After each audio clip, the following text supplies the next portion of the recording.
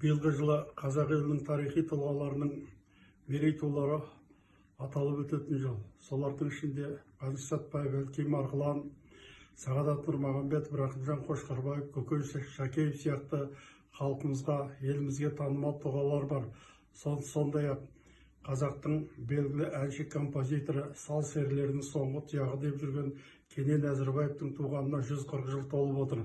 Осы Кенен ақынның 140 жылдығына орай қазір ақын бабамыздың мұраларын насихаттау жөнінде елімізде челленджер жүріп жатыр. Әлемге әйгілі опера әншісі, қазір Италияда оқып жүрген Сүндет Байғожиннің ақын Кененнің жыр челленджін маған жолдаған екен. Інімнің осы жолдауын құп аламын.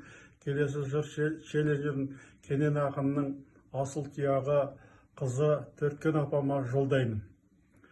Кенен ақынның күншілдерге деген жыры: халқым сүйер қадірлеп, кәрі жасы бәрі кеп, ел жұрт мені мақтаса, кейбір күншіл даттайды, халқым мені жақтаса, күншіл сырттай оттайды, оттап қана қоймайды, бес қаруын оқтайды, қаңқылынан қарғаның қорқып Кенен ықпайды, сауы болған әрдайым ақынын халқым сақтайды.